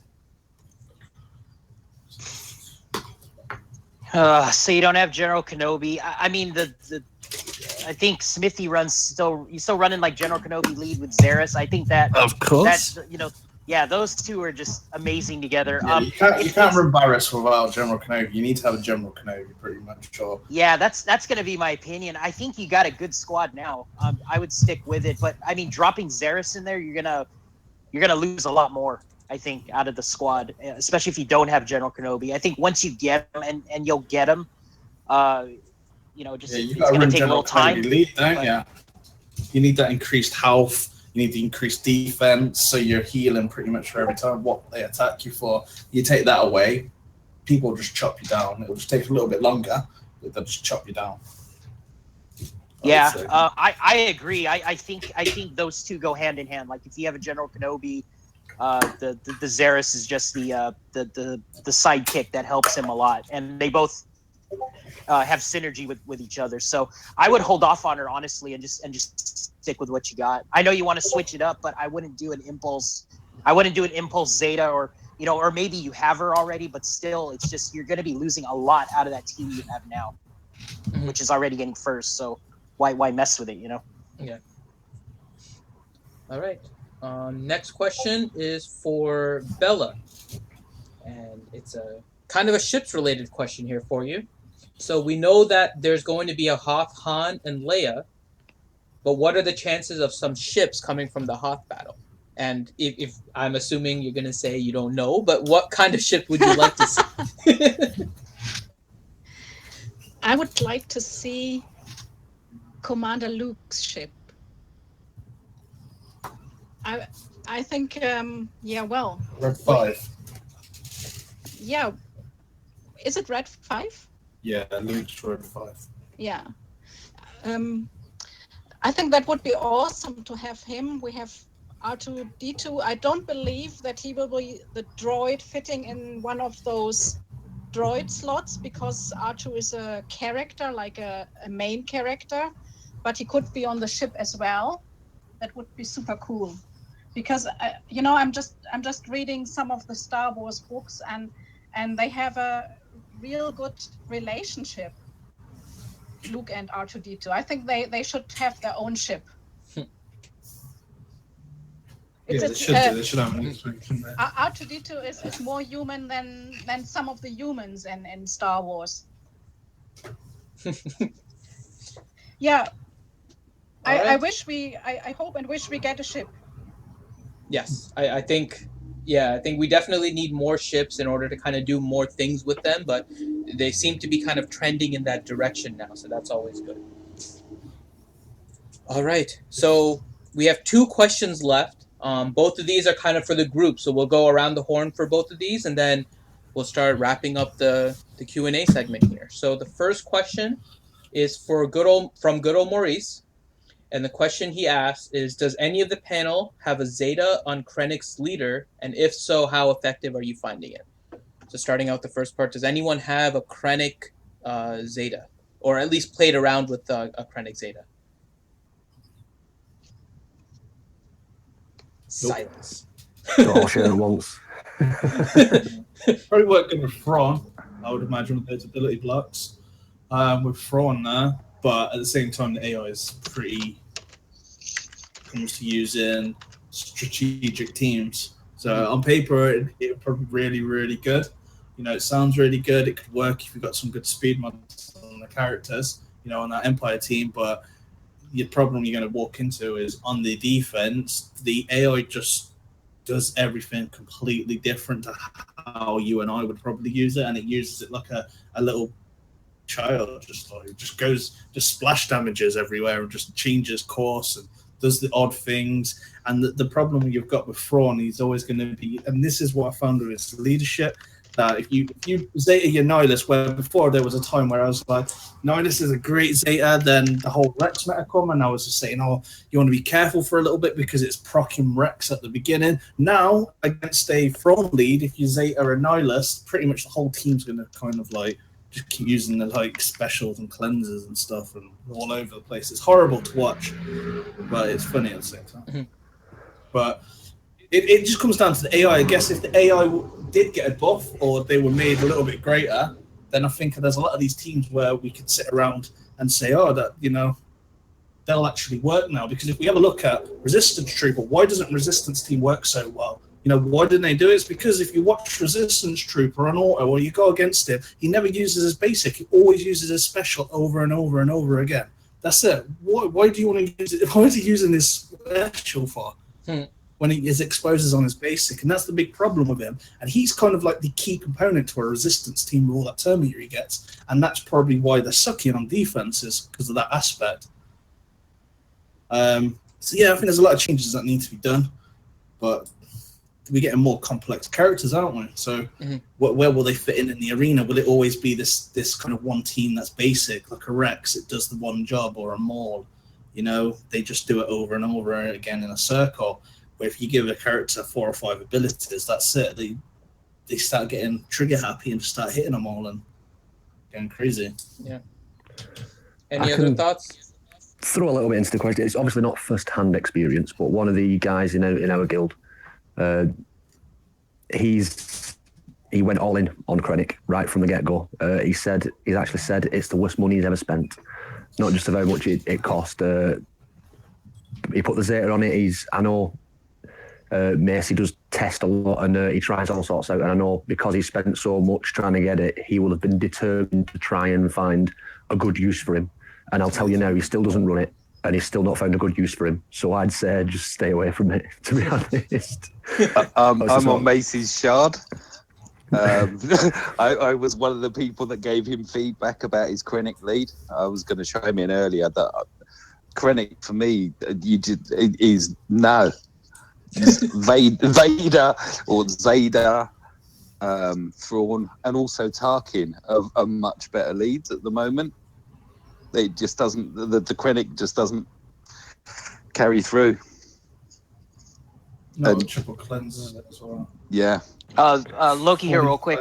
So I just want to add to his Zeta only gives the protection recovery, and you know, through my experience, and I'm sure everybody else's, even I think it's 10% protection recovery for Empire characters when they crit. It's not a lot. You're not going to gain a lot of protection back. I think recently when you have Thrawn's his Grand Admiral command, so the turn meter swap thing, that when he does the turn meter swap, he also recovers 40% protection. I think when you get to those numbers, like 40%, 50% protection recovery, that's when you're going to see the big difference. You're going to see those bars climb on the protection, but 10% is not much. You're not going to be gaining a lot, and there's not a lot of, you know, the Empire don't really have those basic attacks where they do like a double attack or something like that, right? I mean, I guess it would work on the AoEs like Tarkin or something like that, but again, if you hit 5 people, I mean, yeah, that's 50% if it crits, right? But then, I don't know, the 10% recovery it's not much to Zeta. I think his lead alone without the Zeta, you can already kind of gauge where it's at. You're not going to gain much of the protection recovery. I love, it's Ramon here, by the way. I decided to join you guys late. I'm sorry. I'm kind of busy today, but I have a Zeta Death Trooper, and I think that's where it's at really, as far as like, using them both as support characters. But Krennic, I'd love to see if somebody because Mace probably tried that out when Krennic first came out. Since the release of Admiral Thrawn, I'm wondering if anybody's tried a Krennic lead with Thrawn as a support character to see if that really helps make him better. But either way, you need to have like a 200, 50 speed Krennic. He'd have to be super fast, and maybe with Thrawn as a support character, it could make it more viable. I mean, I'm not going to say it's going to make it like a great team or anything, but you might be able to get some spots. All right. So Ramon Azab coming in at the end right here for the last question. So we'll start with you because you're behind in the tally of questions as I've been trying to keep it even. So this is a question from Captain Blackbeard. So we'll kind of go around the horn here, and this will be our last question. So just to throw this out there, if you guys still have questions, you can hop on the RSG Discord afterwards, and those of us that are still there will be able to answer some of the questions that you guys have. But starting with you, Ramon, big topic was territory battles. So how do you think this new game mode will affect guild management, and what is your guild currently doing to prepare for it, if anything? So start with Ramon. Okay. Well, it's a good question. Really, there's no like specifics as far as like what characters are going to be the most viable there. But again, with any new content that comes out, you never really know what's going to work right off the bat when a new raid drops or there's a new game mode that comes out. So I mean, you're going to have to go by with trial and error, and then work on those things. But what we can tell from the the information that we have so far is that I'm assuming that if you're going to be fighting on Hoth, you're probably going to be facing against either Rebel or Empire characters. Okay, so I don't think it's going to be Sith. I don't think it's going to be, it's not going to be Ewoks. It's not going to be, so what I'm saying is like, you should probably work on uh, counters to those specific squads. So either you're going to be on the Rebel side fighting against Empire, in which case, you want to beef up your Rebel squads, or you're going to be on the Empire side fighting Rebels to get Hoth Han and Hoth Leia, and that means you should be beefing up your Empire squads. That's just my opinion. All right. And that's pretty much what we're working on. Yeah. Okay. Mr. Warrior, what is your guild doing in order to plan for the guild management aspect of this new game mode? Nothing. We're prepared for whatever. We're fine. So pros and cons. I mean, this is the deal. You're gonna come to find out that your roster is gonna make a big difference. And so I hear a lot of guilds that are like condensing and throwing all of their top people into one guild that have the highest rates. The downside to that is that's going to fall apart quickly because everybody goes into their teams hopefully at the high end with specific raid times, right? You're either in Team Instinct Bravo or Delta or whatever because of raid times. And so if Team Instinct, if we decided to condense our top 50, we could have like a 98% collection score between all of us and probably smoke this new thing. But that doesn't make any sense in the long term because we all have lives and we want to still participate in the raid side of the game. And so, of course, we're not going to do that condensation. But not everybody feels that way. Some people, some guilds are actually doing that, and it's going to cause some division. So the game again, incidentally, I don't think intentionally, but incidentally, what is going to cause a little bit of culling to occur and some guilds to combine and some other guilds to have less. And so just like with heroic AAT, there were guilds that were heroic AAT and guilds that were non-heroic AAT. You're going to be the development guild and you're not good enough. You go in there and you earn your keep and then you can come to the heroic guild. That's going to happen now with this, I think, with a lot of guilds. Some of that is kind of okay and some of it is not. And what I mean by that is it's okay for a guild that has 3 or 4 guilds to kind of organize their guilds in a fashion that makes most sense for the developing character. So when you're playing and you decide, I'm brand new, I really don't have a lot to contribute, I just want to be a part of a group that is eventually going to let me get into a heroic team, then great. And you can develop with other people and you may not get as much out of the game, but you're in a good group of people. But for some people, they may just not, it may be free to play and maybe they're in a decent guild right now. I have a friend who this just happened. He's a free to play guy. He's not going to spend any money in the game. We talk every single week about the game. We play every week together once a week and I kind of help him out. And so he's super focused, but I mean, he goes into the raids and does like 20,000 damage because he's a brand new freaking free-to-play guy. And the guild he was in just booted him because of his low output. They didn't even talk to him. They didn't even try to help him. There's no guild development, nothing. They just cut his ass, and excuse my language. And it's like, frustrated. It's like he's pissed, I'm pissed. I'm like, dude, that sucks. And now he's got to join some random crap guild. And he's hearing about this new mode, and he's excited, but he's like, dude, I'm not going to get anything from this new mode ever because, he's like, it's going to take me 8 months of development before a guild will even take me seriously. And I feel his pain. I'm like, dude, I wish, I could help you out. I really do. And so my suggestion is get into those guilds, those more developed guilds. Remon has one where they've got multiple teams of every facet, and you will be coached and guided and directed. And so some culling will occur, and it's going to be bad, and some of the culling is actually good. It's just kind of what happens with this when the new game modes come out. I think drama is inevitable, and drama is actually a good thing here because we've had such a long time without any drama, That bring on the drama. You know, let's get excited about something. You know, what I Be mean, careful let's what get you mad. wish for. All right. Let's go to Loki next. So I know you're kind of in an interesting guild here. So what is your guild planning on doing with regards to the new game mode? I mean, honestly, it's kind of a little bit of what the panel's already said. It's just the obvious is kind of work on the Hoth oriented characters. So whether it's going to be like what Riemann suggested, just you could do the Snow Trooper, and then for like Dark Side, and maybe Imperial Troopers might be good with Veers, and then the Hoth Rebel Soldier and the Scout and stuff like that. So that's really all we're doing, but we're not really like saying, hey, you better 7-star before we get here, because we just don't know. I mean, most of us saw the leaks, so it's kind of like, I don't know. We're kind of just taking it as it goes, because again, nobody really knows what's going to happen, until it does, and maybe we just wait until one of the super guilds figures it all out, and then we just emulate what they do. But no, I mean, we're just taking it day to day. We're not really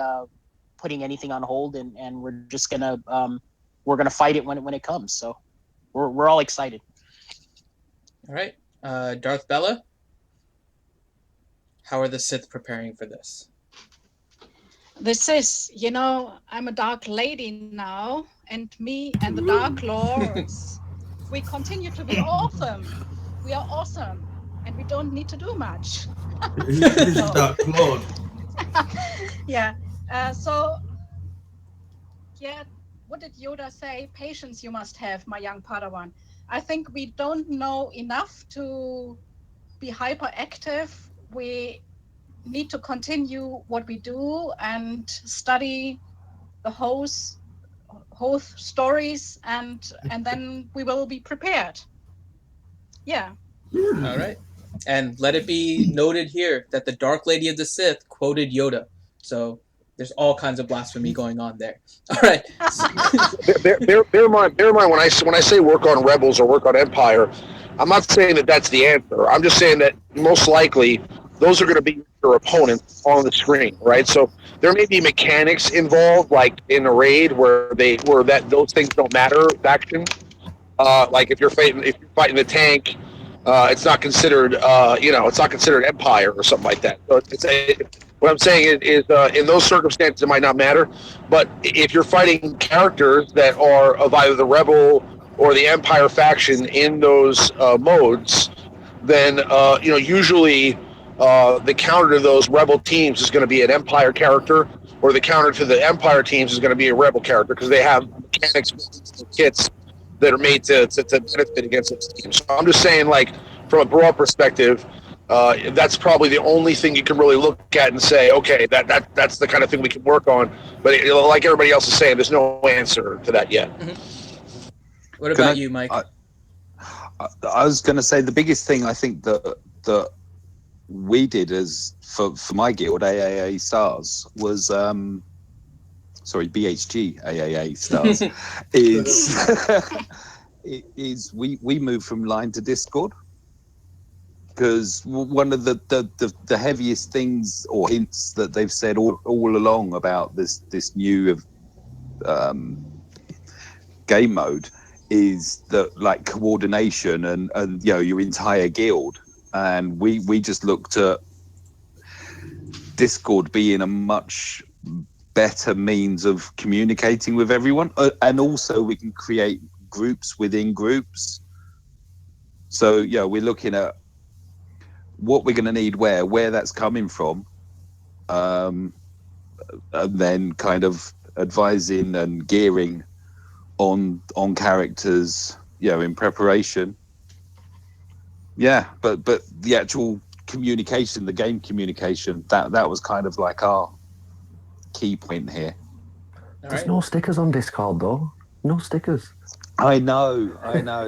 No, well, you can do stickers. It's not the exact same, because on Discord, whoever is like an admin on the server can add emojis. So you can add a reaction and put those anywhere you want. We have Ugnaught on ours. we've got The sticker memes question and is real gifs. important, Mike. I mean, that's I know. You gotta don't up your sticker game. underestimate the stickers. All right, Turbs. Me- What about you? I know you're also BHG, but is your guild basically doing the same thing? Yeah, I've been fortunate, to be honest. I've always been in a good guild, well placed. I echo the fact that there is going to be some drama. Remon said it's inevitable when you get a goal to be achieved. You're always going to get people getting competitive, and I think some people are going to lose out. But hopefully, there's not going to be anarchy or anything like that. And I doubt there is going to be. But again, communication. I was going to echo what Mike said. If you're not online or Discord or anything like that, get involved in a guild, that is, because communication is going to be key, and they're two of the best apps you can get. I know some other people use Slack, but again, there's no in-game communication. So if you want to do well and succeed at this, then you're going to need some sort of communication road, whether it be line, Discord, obviously. But All right. yeah, nobody knows how it's going to be, but like you say, it's just communication. And Smithy? I have no idea what my guild's doing. I think the smart thing is just to wait to see what it's like. To be honest, no, if you could go off prematurely, I've played games before where people created super guilds and got matched up against super guilds because of the collective score, and they were matched up against difficult objects, and then I just don't know. Until you find out how it's matchmaked and how it finds you matches, and if what's going on and stuff like that, then I guess it might be time to. You've at least got to do a trial and error, I guess. We all did that with the heroic AAT. Nobody created a super guild right off the bat like that. I'm just like, you know what, we're going in. It was kind of a trial and error. People pretty much failed and then created it and knew where they failed or knew what they wanted and needed. In my opinion, to create a super guild means that you're all going to have all this super guild competitiveness on both the AATs. That's not going to last very long. Yeah. So it's like the hero AAT, and I think at the beginning when it's the kind of like new biscuits on the block, people then will start moving around and balancing it back out again, and then newer players will be able to get into the fold. Exactly what happened with AAT, but we just don't know pretty much what's going to happen. You may not even have to change guilds. No, It may be enough. Who knows? Yeah, with Gear 12 coming, wasn't that that was said on the podcast? Yeah. Well, so pretty much, I don't think it really matters what you've got unless you've pretty got Gear 12s. It's going to be, it's going to be the people with the Gear 12s. And then is that going to just destroy the entire whole rank, or is it going to destroy the AAT? Because everyone will just be cutting through it, even with a hotter button knife than what it currently is. Is one new game mode just going to make everything else stale? Right. Yeah, and needs balance. Yeah, and I can tell you what we're doing in terms of the Reality Skewed Gamers Psy Guild. So obviously we don't know what's going to be the details of the battles and where this is going to go, if it's going to cause any kind of guild drama. I know Ramon was saying earlier, and chances are it's going to cause drama in the community as a whole. Hopefully, our guild had enough from heroic AAT, so we don't have too much coming with this new mode. But there are some things that I think, if you're in a guild that may not have players with every character unlocked and those kind of things, the first thing I would say is to talk to your guild. One, like everyone was saying, get communication going, whatever it is. The second thing would be get your entire guild on SWGOH.gg. It really helps to see your guild's entire roster. It seems like this is going to be very cooperation based with your guild, so you'll have to work together. And then the other thing we're working on is not necessarily getting anyone to farm particular characters, but looking at your own collection as it stands now and trying to form teams without any overlapping characters. I don't know if that's going to be super useful. But depending on your collection, it's better to maybe start on that now and just kind of see how you would pace those out. Because if you can only use like one type of character, or like one squad in like one area of the territory battle, and then you have to use another one in a different spot, it'd be a good idea just to have an idea about how your roster divides out, figuring out which squads you can make. It may not necessarily go with your arena squad. So, for example, I'm running my triple cleanse right now. It's standard kind of Rex, General Kenobi, Darth Nihilus, and Chase. Darth Nihilus, actually, when I was playing around with it, seems like he may fit better on a squad as a lead with like Savage and Dooku and some other characters. So when you start playing around with it, you see your collection a little bit more. You can kind of see where you might have a little bit of a gap. But I wouldn't force anything because we don't know enough information. But just starting on some basic things like that may help. And if you're in a guild that's still kind of developing, everyone's going to have a different roster. So it may be something that can bond your guild a little bit in terms of reviewing each other's rosters and giving suggestions for the type of squads. And now that you have the squad savers, you can save those squads in like a tab and just have it prepared. So that's what we're kind of doing in our guild to try and prepare. It's not a lot of preparation, but it is something that we're working on. And on that note, that is the end of our questions here. So let's let everyone kind of pimp their stuff out a little bit. So let's start with Warrior. All right, you can find me on Twitter at Warrior Present, and I often release information there, as well as my YouTube channel, which is Warrior Presents. And I try to put out many videos. I think I'm closing in on 400 videos in the last 10 months. So if you're looking for content, I don't have a shortage. Awesome. Next one, Sir Loki. I got a YouTube channel. It's SIRLOKI, Sir Loki. Mainly doing arena videos right now. I got some tank videos, and if you're interested in the lightsaber thing as a hobby, then I do got my builds online that you can check out. As always, thank you for having me on, and I appreciate it. Next, Miss Darth Bella. Yeah, I have a YouTube channel now too, but not like Warrior. I have 4 videos, I think. We all have to start somewhere. Yes, so I just started, and you find me when you search for Darth Bella, and it's in the footage of this Jedi Academy also, all the links. Yeah, and I like to do some fun videos like how many copyright infringements can I get for one video. That's fun. Yeah, I do weather forecasts sometimes. You heard about that. I even have a crystal ball now from the Night Sisters, so have a look. All right. Then Mr. Smithy D. You can find me on Smithy D on YouTube. Well, Galaxy Heroes and other videos and stuff. So a bit of fun.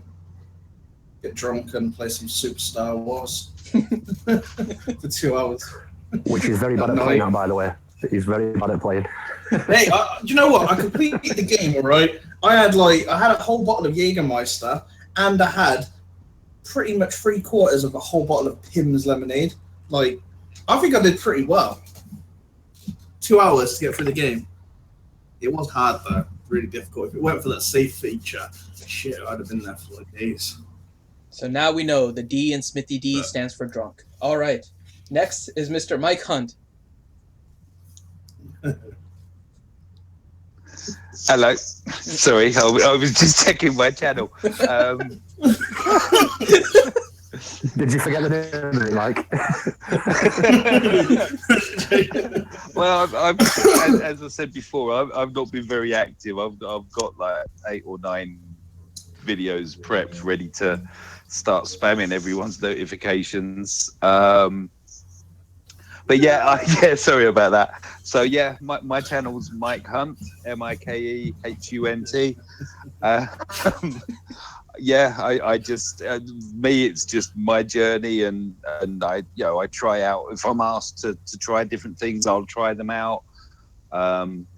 I run various series of stuff. So I've got my gearing up series. So if you just, where I record gearing people up. I think my favorite one has got to be the unlocking and gearing to 85 of General Kenobi and maxing him out.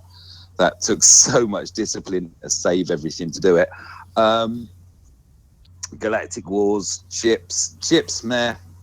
Ships at the moment are just, I think we covered earlier, are kind of stale, but I'm going to be doing some more of those. And just generally me moaning about, RNG screwing me over again. You are SWGOH, so. All right, and Turbs? Yeah, I've got a YouTube channel. I've not uploaded a bit. I've been preparing some footage, to be honest. I kind of told Smithy what I was planning on doing. I think that's why he's been raging on about Ahsoka, to be honest. I'm doing an Ahsoka video, which will be up soon. I've got some P3 footage for upload, but you can check me out on just Turbs on YouTube. I've not got that much on, but I'm going to post as much as I can as we go and share some footage with you guys. Great. And thanks for having me as well, as always. All right, and Ramon had to drop, so I'll just do a quick promo for him. So he's Ramon, REMON, Azab, AZAB, on YouTube. He's part of the Alliance, so you can check them out at www.thealliancegaming.com. They do a live stream on Friday or Saturday night, so make sure you subscribe to the channel so you can get those notifications for him. And, of course, we are Reality Skewed Gamers. We have the Jedi Academy Saturday mornings at 10 a.m., which is what you're watching. So thanks for coming out today. We have our regular live stream Wednesday nights at 8 p.m. Eastern Time. And we go through most of the news. And luckily, it seems like the devs are pretty much putting stuff out either Tuesday or Wednesday. And we like to think it's because of us. So shout out to the devs for putting that out there. So make sure you check us out there. We're putting out some additional videos also. Sometimes they're fun videos, sometimes they're useful videos. Our latest kind of community video was the I Did My 600 campaign, where we're trying to bring more focus to the 600 daily ticket issue. So make sure you check out that video if you haven't. We also have our new intro kind of up on the screen and also uploaded separately on there. So make sure you check that out. Subscribe to all of our channels. Turbs I will add as soon as this is over, but the rest of them are all listed in the YouTube description below. So make sure you go to all of them, subscribe to their channels. And that brings the Jedi Academy to a close for today. So once again, thanks to Warrior, Loki, Darth Bella, Smithy D, Mike Hunt, Turbs, and Ramon. And thanks for all of our viewers for watching and putting in questions. And drop on the RSG Discord, which is linked below. And we'll see you next time.